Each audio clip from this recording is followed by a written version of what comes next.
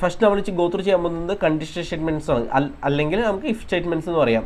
Okay, so if statements എന്നത് ഒരു condition എന്നത് ബേസിക്കലി എന്ന് വെച്ചാൽ ഒരു കണ്ടീഷൻ ട്രൂ ആണോ ഫോൾസ് ആണോ എന്ന് ചെക്ക് ചെയ്യുന്നു. സോ ട്രൂ ആണെങ്കിൽ ഒരു കോഡ് ബ്ലോക്ക് റൺ ചെയ്യും, ഫോൾസ് ആണെങ്കിൽ മറ്റൊരു കോഡ് ബ്ലോക്ക് റൺ ചെയ്യേണ്ടി വരും. സോ ഓക്കെ, ഇവിടെ നമ്മുടെ കേസ് എടുക്കലുണ്ട്. എക്സാമ്പിളായിട്ട് ഞാൻ കാണിക്കുകയാണെങ്കിൽ ഇവിടെ നമ്മുടെ കേസിൽ നമുക്ക് 2 ഓപ്ഷൻസ് ഉണ്ട് ഒരു ഫംഗ്ഷനിൽ. ലൈക്ക് എന്താ പറയുക, ഓപ്ഷൻ എ ഉണ്ട്, ഓപ്ഷൻ ബി ഉണ്ട്. ഓപ്ഷൻ എ എന്ന് പറഞ്ഞാൽ 2 നമ്പർ ആഡ് ചെയ്യാനുള്ളതും ഓപ്ഷൻ ബി എന്ന് പറഞ്ഞാൽ 2 നമ്പർ സബ്സ്ട്രാക്ട് ചെയ്യാനുള്ളതും. ഓക്കെ, ഇപ്പോൾ യൂസറിൻ്റെ ഇൻപുട്ട് അനുസരിച്ച് ആഡ് ആകണോ അല്ലെങ്കിൽ സബ്സ്ട്രാക്ട് ചെയ്യണോ എന്നത് നമുക്ക് കണ്ടീഷനിൽ ഡിസൈഡ് ചെയ്യാൻ പറ്റും. സോ അതാണ് ഇഫ് സ്റ്റേറ്റ്മെൻറ്റ് ഉപയോഗിക്കുന്നത്. ഇഫ് സ്റ്റേറ്റ്മെൻറ്റ് ബേസിക്കലി എന്താ ചെയ്യുന്നത് വെച്ചാൽ അതിന് കണ്ടീഷൻ വേണം. ഓക്കെ, കണ്ടീഷൻ എന്നത് ബേസിക്കലി ഒരു ബൂലിയൻ വാല്യൂ ആണ്, ട്രൂ അല്ലെങ്കിൽ ഫോൾസ്. അതാണ് ഇത്. ഇനി ബേസിക്കലി ബൂളിയൻ വാല്യൂ എന്നത് നമുക്ക് എന്നത് ഓപ്പറേറ്റേഴ്സ് കൊണ്ട് ഉണ്ടാക്കാൻ പറ്റും.